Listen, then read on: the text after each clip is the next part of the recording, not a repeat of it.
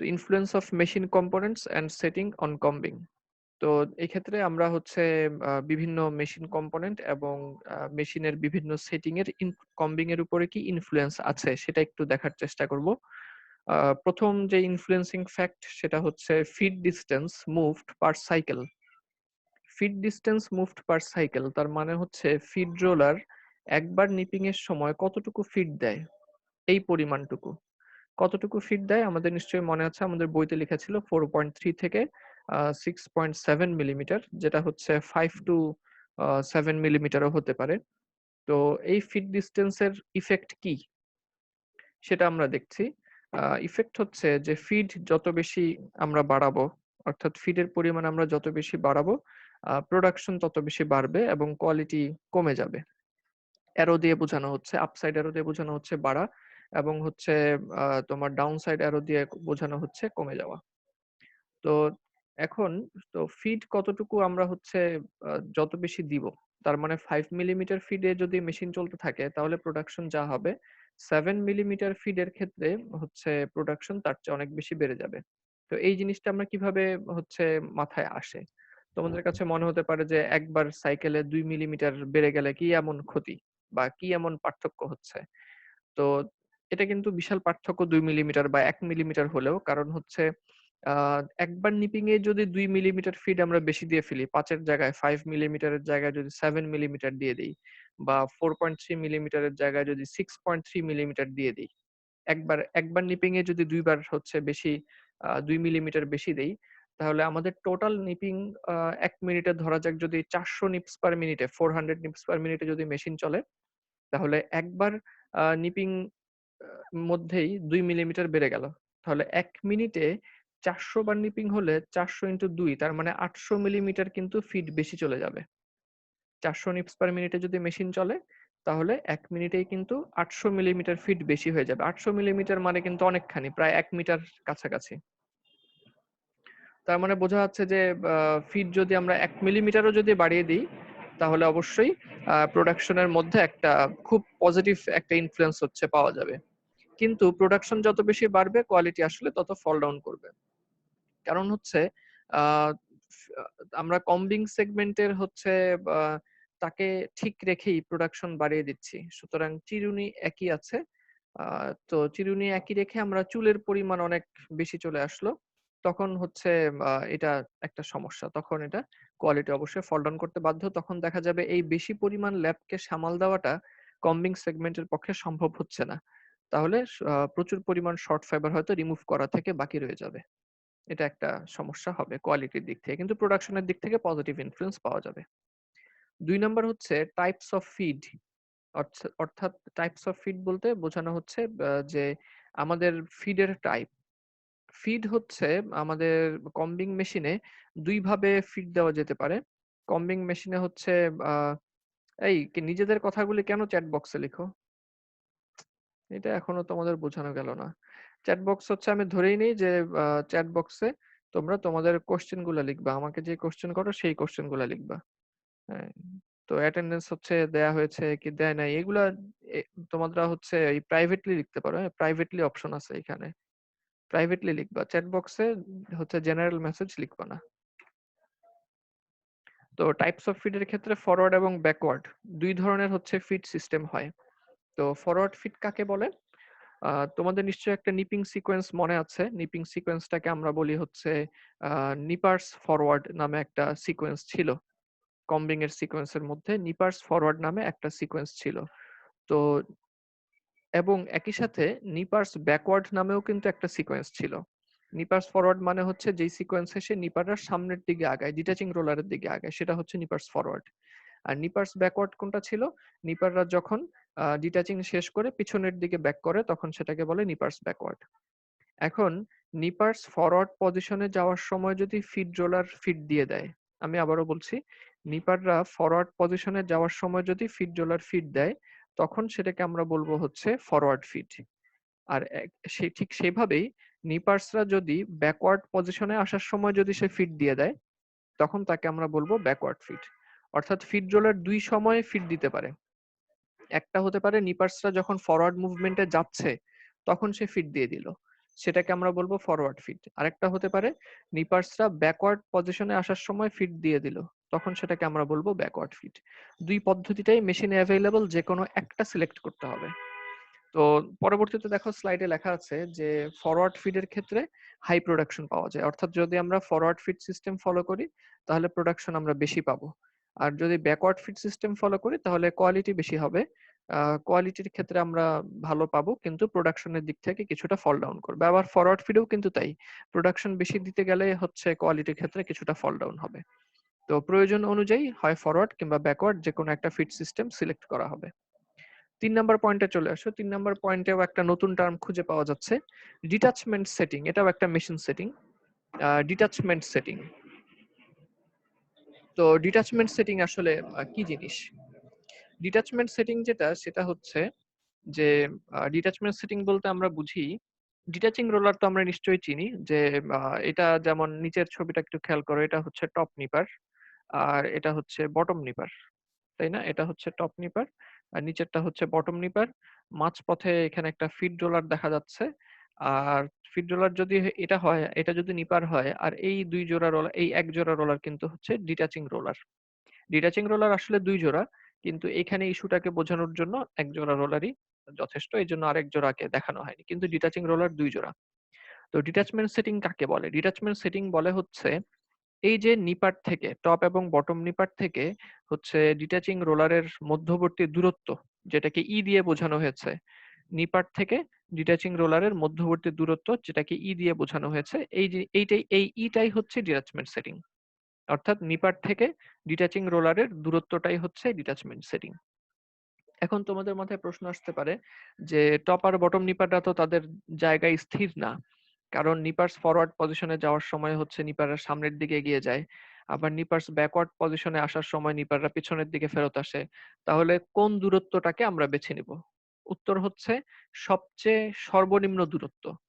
অর্থাৎ নিপার থেকে ডিটাচিং রোলারের সর্বনিম্ন দূরত্বটাই হচ্ছে ডিটাচমেন্ট সেটিং। তার মানে নিপাররা যখন মোস্ট ফরওয়ার্ড পজিশনে চলে গেল, নিপাররা যখন মোস্ট ফরওয়ার্ড পজিশনে চলে গেল, সেই পজিশন থেকে ডিটাচিং রোলারের দূরত্বটাই হচ্ছে ডিটাচমেন্ট সেটিং। আশা করি তোমাদেরকে বোঝাতে পেরেছি ডিটাচমেন্ট সেটিং কাকে বলে।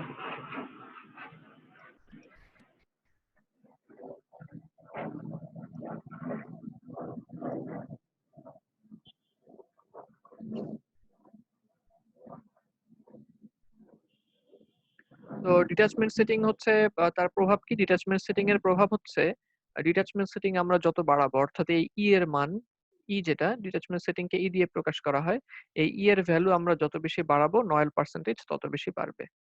অর্থাৎ আমরা নিপারের মোস্ট ফরওয়ার্ড পজিশন থেকে ডিটাচিং রোলারের দূরত্ব যত বেশি রাখবো, নয়েল পার্সেন্টেজ তত বেশি হবে, আর এই দূরত্বটা আমরা যত কম রাখবো, নয়েল পার্সেন্টেজ তত কম হবে। এটা হচ্ছে ডিটাচমেন্ট সেটিং এর প্রভাব। তারপরে হচ্ছে ৪ নাম্বার পয়েন্টে চলে আসি। Number of points on the comb. Number of points on the comb. Comb বলতে এখানে বোঝানো হচ্ছে কম্বিং সেগমেন্ট। তোমাদের নিশ্চয়ই মনে পড়ে আমরা বলেছিলাম যে কম্বিং সেগমেন্ট হচ্ছে কোনটা? সার্কুলার কম্বের উপরে, সার্কুলার কম্বের পুরো অংশ জুড়ে কিন্তু হচ্ছে মোটেও দাঁত থাকে না, অর্থাৎ তোমার হচ্ছে কম্বের ওয়্যার থাকে না। সার্কুলার কম্বের অল্প কিছু অংশ জুড়েই হচ্ছে ওয়্যার বসানো হয়। তো এইটাকেই হচ্ছে number of points, number of ওয়্যারকেই বলা হয়েছে নাম্বার অফ পয়েন্টস। তো এই ওয়্যারের সংখ্যা যত বেশি হবে, সার্কুলার কম্বের উপরে যে কম্বিং সেগমেন্ট, এখানে ওয়্যারের সংখ্যা যত বেশি হবে কম্বিং তত ভালো হবে, আর ওয়্যারের সংখ্যা যত কম হবে কম্বিং এর কোয়ালিটি তত ফল ডাউন করবে। এটা হচ্ছে তার প্রভাব, number of points on the comb. তার মানে নাম্বার অফ পয়েন্টস বলতে বোঝানো হচ্ছে কম্বিং সেগমেন্টের মধ্যে ওয়্যারের সংখ্যা। এটাই কিন্তু কম্বিং সেগমেন্ট, এই যে আমি কার্সার দিয়ে যাকে বোঝাচ্ছি, এটাই কিন্তু কম্বিং সেগমেন্ট। ঠিক আছে, এই কম্বিং সেগমেন্টটাকে আলাদা করে সার্কুলার কম্বের উপরে বসানো হয়। তো এই কম্বিং এর সেগমেন্টের মধ্যে ওয়্যারের সংখ্যা যত বেশি হবে, কম্বিং এর মানও তত ভালো হবে। তারপর হচ্ছে number 5, depth of penetration of top comb. ঠিক আছে, অর্থাৎ টপ কম্ব সে কতটুকু পেনিট্রেট করবে, কতটুকু ডেপথে, এটার একটা প্রভাব আছে। নিচের ছবিটা যদি আমরা খেয়াল করি, সেখানে নিশ্চয়ই দেখা যাচ্ছে টপ আর বটম নিপার এসে হচ্ছে এই ল্যাপটাকে ধরে রাখে, যেটুকুকে আমরা ফাইবার ফ্রিঞ্জ বলেছিলাম, এখানে ফাইবার ফ্রিঞ্জ আমরা বলেছিলাম, এবং উপর থেকে কিন্তু টপ কম্ব নিচে নেমে আসে। শুধু যে নিচে নেমে আসে তাই না, টপ কম্বটা হচ্ছে এই ল্যাপটুকুকে অর্থাৎ ফাইবার ফ্রিঞ্জকে সে একদম গেঁথে ফেলে এই টপ কম্বটা। তো টপকম যতটুকু গেঁথে ফেলবে, এখন কতটুকু গাঁথলো, গাঁথতে হলে তো আগে ল্যাপের ভিতরে পেনিট্রেট করতে হবে। তো যদি পেনিট্রেট যতটুকু করে হচ্ছে এটার একটা ইফেক্ট পাওয়া যায়। তো গবেষণা বলে যে যত বেশি পেনিট্রেট করবে টপকম ল্যাপের ভিতরে, যতটুকু পেনিট্রেট করবে, যত বেশি পেনিট্রেট করবে, আমার কম্বিং এর কোয়ালিটি তত ভালো হবে। এমন যদি হয় যে যেমন ধরা যাক এটা হচ্ছে আমার লেয়ার, এটা হচ্ছে আমার ল্যাপের লেয়ার, এটা হচ্ছে টপকম। এখন টপকম কিছুটা পেনিট্রেট করলো কিন্তু নিচে দিয়ে বের হয়ে যায় নাই, তার মানে কি, তার মানে প্রচুর সংখ্যক ফাইবার টপকম্বের আওতার বাইরে। যদি একদম টপকম গেঁথে ফেলে তার মানে বোঝা গেল কোনো ফাইবারই টপকম্বের আওতার বাইরে না। আর যদি এরকম হয় কিন্তু গেঁথে ফেললো না, পেনিট্রেট করলো না, তার মানে হচ্ছে কেবলমাত্র উপরের ফাইবারগুলি টপ কম্বিং এর দ্বারা প্রভাবিত হচ্ছে, কিন্তু নিচের ফাইবারগুলি কিন্তু টপ কম্বের দ্বারা প্রভাবিত হচ্ছে না। সুতরাং এটাও একটা ফ্যাক্ট যে টপকম কতটুকু হচ্ছে পেনিট্রেট করবে। তো বোঝা গেল যে টপকমকে একদম যে ল্যাব আমরা হচ্ছে কম করতে যাচ্ছি সেই ল্যাবটাকে একদম গেথে টপকমকে হচ্ছে নিচে নেমে আসতে হবে, তাহলে হচ্ছে আমরা এখানে একটা বেটার কোয়ালিটি পাবো। 6 নাম্বার হচ্ছে পিসিং। পিসিং এর পয়েন্টটা আমরা আপাতত হচ্ছে স্কিপ করে যাচ্ছি। আপাতত এই 5টাই তোমাদের জন্য রইলো, যে এই 5টা ইনফ্লুয়েন্স। এর মধ্যে ফিড ডিসটেন্স এটা তো একটা সেটিং, টাইপস অফ ফিড এটাও একটা সেটিং, ডিট্যাচমেন্ট সেটিং এটাও একটা সেটিং, আর ওয়্যার নাম্বার অফ পয়েন্টস এটা হচ্ছে মেশিন কম্পোনেন্ট, এবং হচ্ছে টপ কম্প এটাও একটা মেশিন কম্পোনেন্ট। অর্থাৎ এই বিভিন্ন মেশিন কম্পোনেন্ট এবং সেটিং এর কি প্রভাব পড়লো আমাদের কম্বিং এর উপরে, কি প্রভাব, কম হলে কি হবে, বেশি হলে কি হবে, এটাই আমরা একটু জানার চেষ্টা করলাম। ঠিক আছে? তো এর মধ্যে দিয়ে আমরা এই টপিকটা যে পড়লাম এটা ছিল এইটা, যে topic number 8, the influence of machine components and settings on combing. এটা হচ্ছে টপিক নাম্বার 8। তো আমরা হচ্ছে টপিক নাম্বার 7টা হচ্ছে আমরা ইনশাআল্লাহ আগামী ক্লাসে পড়ে নিব। আচ্ছা, এইটুকুর মধ্যে তোমাদের কোনো প্রশ্ন আছে কি? এইটুকুর মধ্যে প্রশ্ন যদি থাকে তাহলে বলো। আনমিউট করে প্রশ্ন করতে পারো, বা হচ্ছে চ্যাট বক্সে প্রশ্ন করতে পারো, বা আগেকার টপিক দিয়ে আগের দিনের টপিক নিয়ে যদি কোনো প্রশ্ন থাকে সেটাও করতে পারো। স্যার ডি অ্যাটাচমেন্ট সেটিং বলবেন স্যার? হ্যাঁ, ডিট্যাচমেন্ট সেটিং। ডিট্যাচমেন্ট জি সেটিংটা স্যার। হচ্ছে, আচ্ছা হ্যাঁ আমি স্লাইডটা আরেকটু ওপেন করছি তাহলে বুঝতে সুবিধা হবে। হ্যাঁ এই তো স্লাইড। জি, ডিট্যাচমেন্ট সেটিংটা হচ্ছে এটা। ডিটাচিং রোলার নিশ্চয়ই আমাদের মনে আছে, টপ আর বটম নিপারের সামনেই হচ্ছে ডিটাচিং রোলার থাকে। তো টপ নিপার এবং বটম নিপার, টপ নিপার এবং বটম নিপার থেকে ডিটাচিং রোলারের সর্বনিম্ন দূরত্বটাই হচ্ছে ডিটাচমেন্ট সেটিং। টপ নিপার এবং বটম নিপার থেকে, অর্থাৎ নিপার থেকে ডিটাচিং রোলারের সর্বনিম্ন দূরত্বটাই হচ্ছে ডিটাচমেন্ট সেটিং। এখন আমি বলেছি কিভাবে বুঝবো কোনটা সর্বনিম্ন দূরত্ব, বোঝার উপায় হচ্ছে এই যে আমাদের এখানে নিপারটা, কারণ সর্বনিম্ন দূরত্ব কোনটা হবে, কারণ নিপাররা তো কখনো ফরওয়ার্ডে আসে কখনো ব্যাকওয়ার্ডে যায়, তাহলে সর্বনিম্ন দূরত্ব কখন হবে, যেটা মোস্ট ফরওয়ার্ড পজিশন নিপারের, সেটাই হচ্ছে সেই জায়গায় হচ্ছে আমরা সর্বনিম্ন দূরত্বটা খুঁজে পাবো। আশা করি বোঝাতে পেরেছি। আর সেখান থেকে যে দূরত্বটা নিপার থেকে ডিটাচিং রোলারে, সেই দূরত্বটাকে বলা হয় হচ্ছে ই। অর্থাৎ নিপার থেকে ডিটাচিং রোলারের সর্বনিম্ন দূরত্বটাই ডিটাচমেন্ট সেটিং।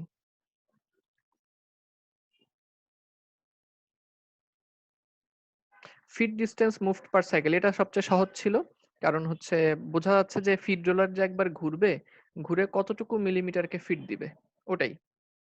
ফিড রোলার একবার ঘুরে কতটুকু ফিড দেয়, আমরা বইতে পড়ছিলাম যে 4.3 থেকে 6.7, তো ধরলাম 6 মিলিমিটার, এটাই। তো হচ্ছে কতটুকু ফিড দিল ফিড রোলার, সেটাই হচ্ছে এখানে বোঝানো হয়েছে। তো আমাদের এখানে বলা হচ্ছে ফিড যত বেশি বাড়বে প্রোডাকশন তত বাড়বে। তার মানে 5 মিলিমিটার ফিডে যদি হচ্ছে মেশিন চলতে থাকে, তো ওই অবস্থায় যতটুকু প্রোডাকশন আমি যদি 1 মিলিমিটার বাড়ায় দেই, 6 মিলিমিটার করি, তাহলে অবশ্যই প্রোডাকশন বাড়বে। আর প্রোডাকশন যদি যত বেশি বাড়বে তো কোয়ালিটির ক্ষেত্রে তত ফল ডাউন করবে। Feed distance moved per cycle, অর্থাৎ একবার নিপিং সিকোয়েন্সের মধ্যে কতটুকু ফিড দেয়া হলো, সোজা কথায় ফিট রোলার কতটুকু ফিট দিল, এটাই হচ্ছে fit distance moved per cycle. Fit roller কতটুকু ফিট দিল, আমরা লিমিট পড়ে আসছি 4.3 থেকে 6.7 মিলিমিটার। এছাড়া আর কোনো প্রশ্ন?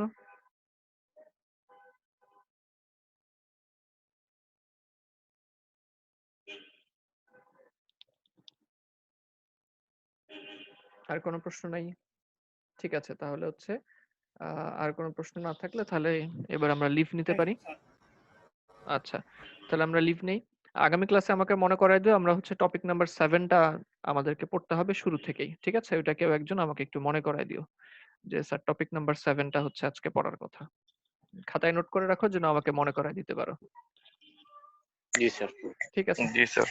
আচ্ছা জি, তাহলে আসসালামু আলাইকুম স্যার। ওয়ালাইকুম আসসালাম। আসসালামু আলাইকুম। ওয়ালাইকুম আসসালাম।